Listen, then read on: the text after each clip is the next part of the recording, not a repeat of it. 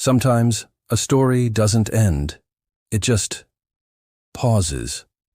It waits in the silence, in the darkness, breathing quietly in the space between what we remember and what we hope for. In the world of professional wrestling, careers end in a flash of light, a bad landing, a sudden impact, a doctor shaking their head. And then, there is just the silence. For months, that's all we had, the silence. Her name became a what if, a legend whispered about in the past tense. The championship she never lost was now held by a new generation. The machine had moved on. The fans tried to. We were watching the main event. The champion, Seraph, stood tall, her reign dominant, predictable. The pyro smoke settled. The celebration began. It was just another night, just another page turned in a book we thought we'd already finished. And then, it happened. The arena lights snapped off. Not a flicker, but a sudden, terrifying void. A collective gasp. Thousands of people holding their breath. It wasn't part of the show. This felt different. This felt cold. After months of silence, the arena went dark. Then suddenly, boom. The fire lit up the ramp. A familiar searing wall of orange and red that punched the darkness in the face. And there she was. Not walking, not posing, running. Running back to the ring like a storm. The crowd went crazy. Phones dropped. Tears fell.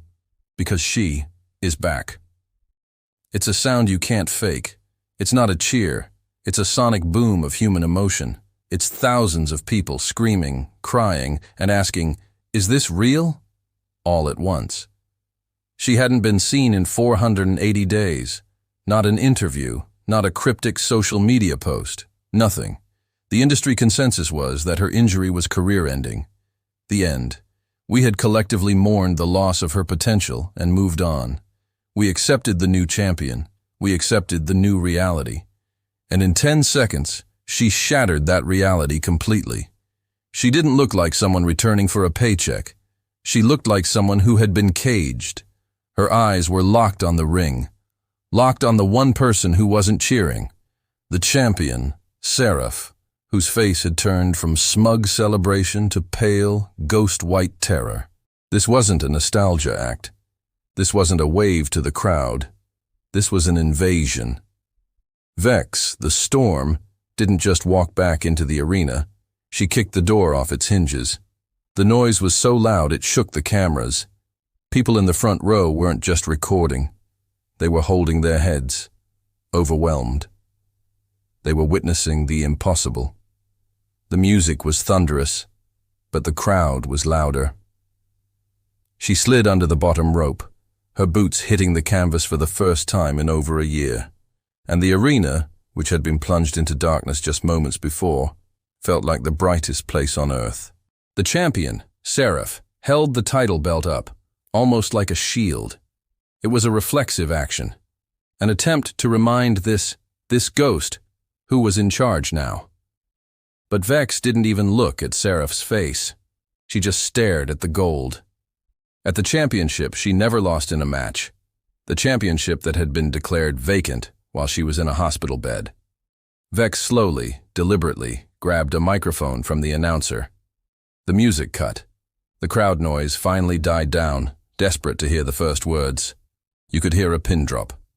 Seraph was trembling, a mix of rage and genuine fear.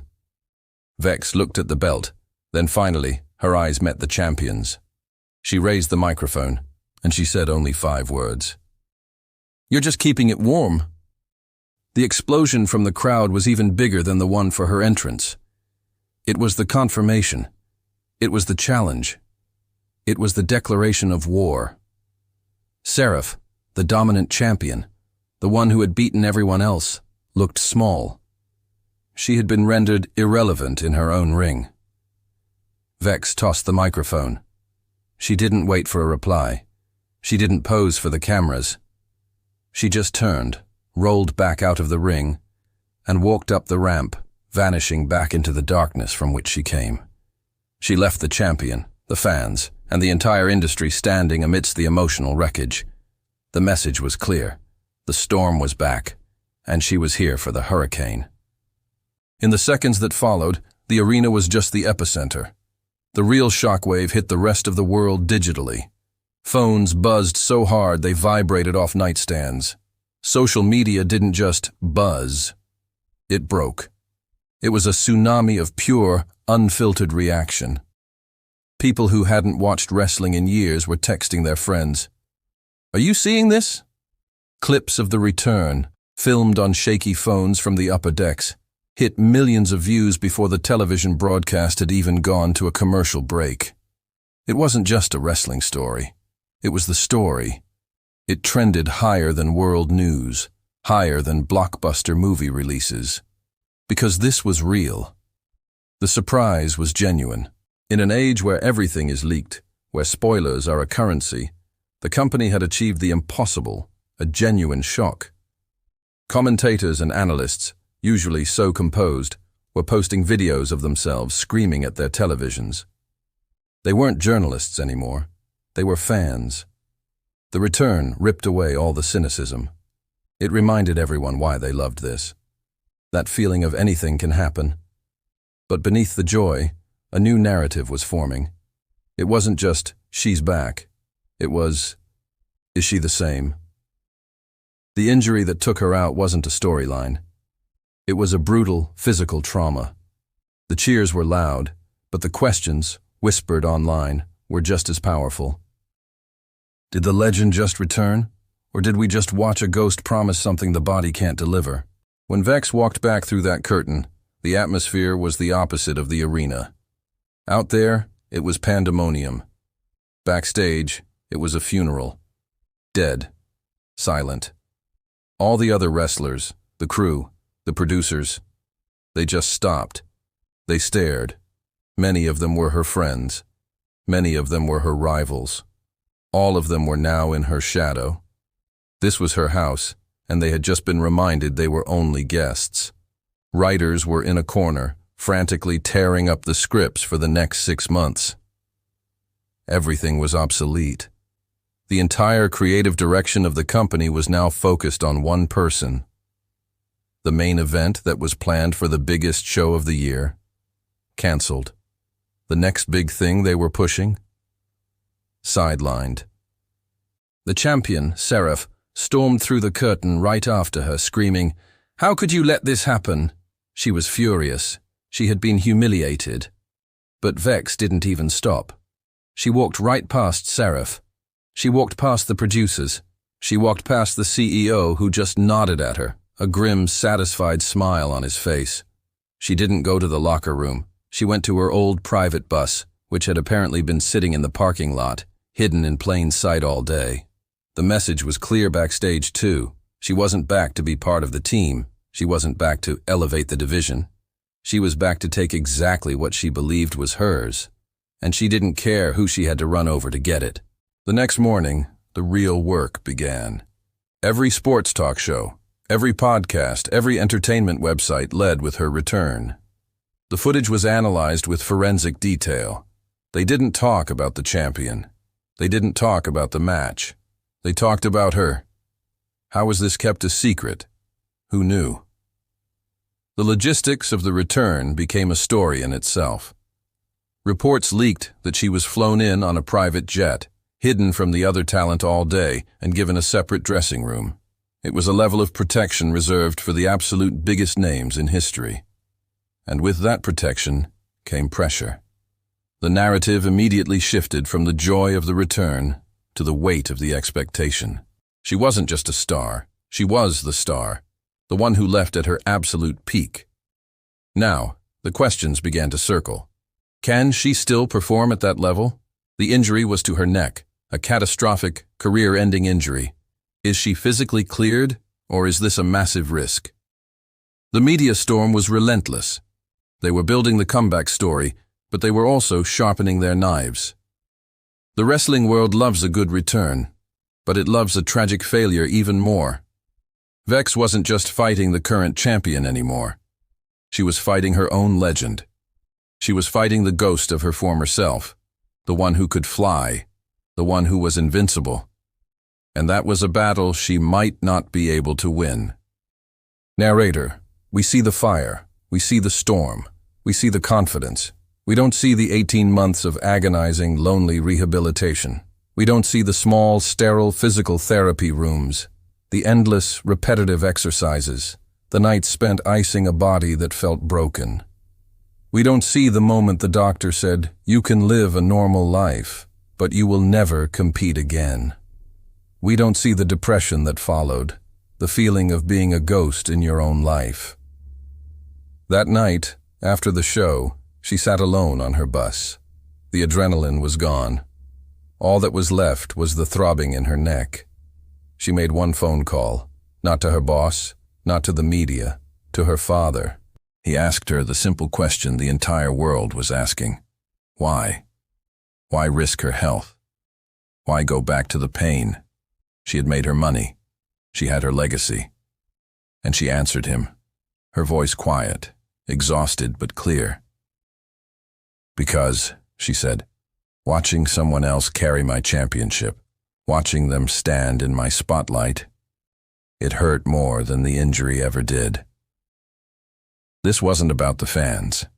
It wasn't about the money. It was about the simple, human need to write her own ending. She couldn't let a patch of ice on a ramp or a bad landing be the final word. The silence was deafening.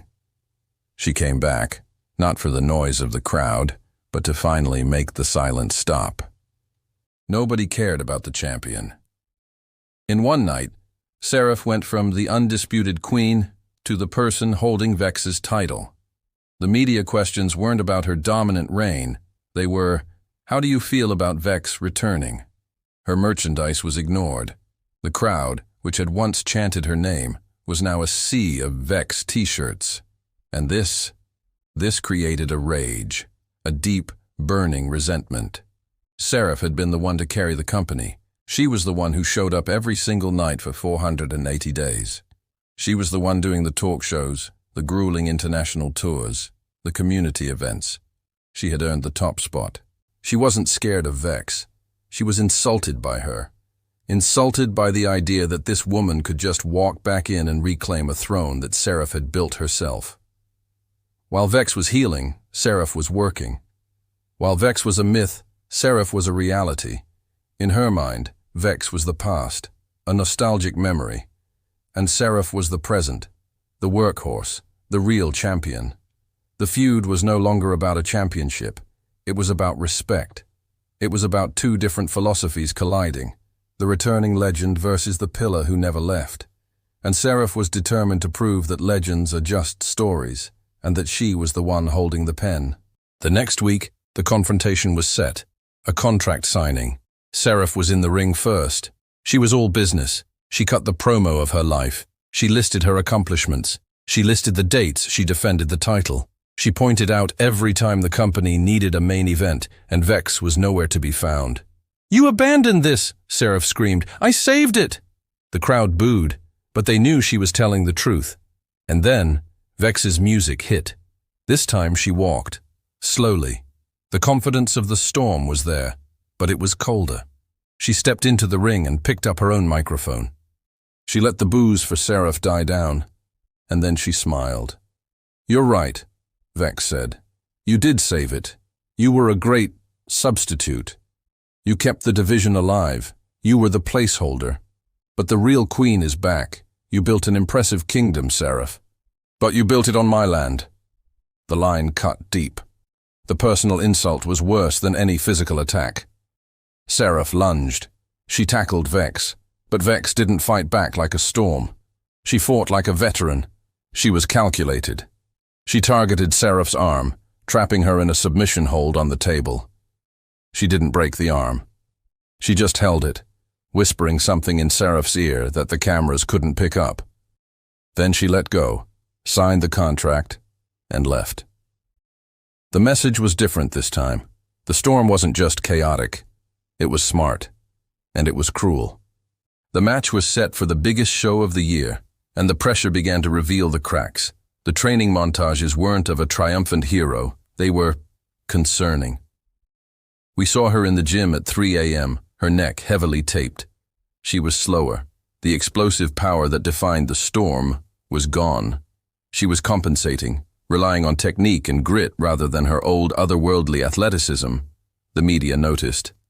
"Is she 100%?" became the terrifying headline. Seraph, the champion, watched these videos and smiled. She began to mock Vex. She called her broken. She called her a liar, accusing her of returning for one last paycheck before her body crumbled. And for the first time, Vex had no response. The doubt was visible. The legend was becoming a burden. She was snapping at trainers. She was isolating herself. The crowd's cheers started to sound like pressure. What if she couldn't do it? What if she got in that ring and she just wasn't Vex anymore? The fear was no longer about losing the match.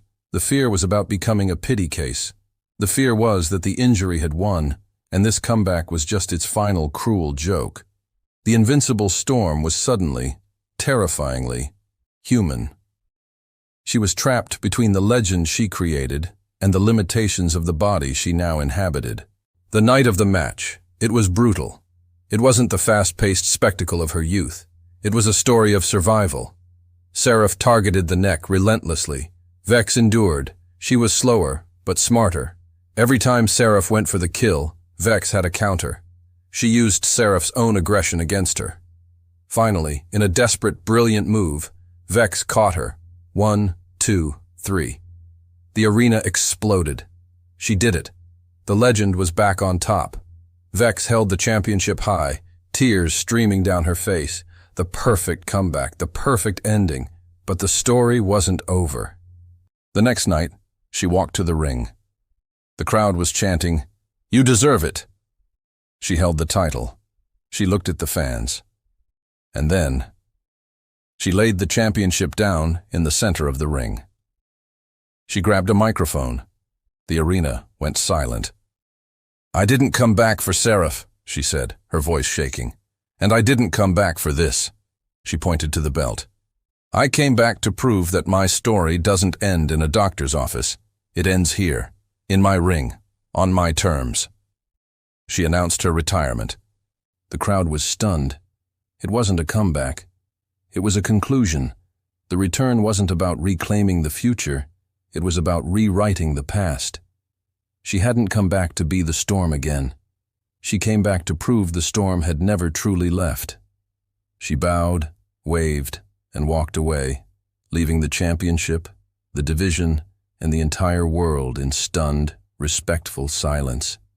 She was back, just long enough to say goodbye.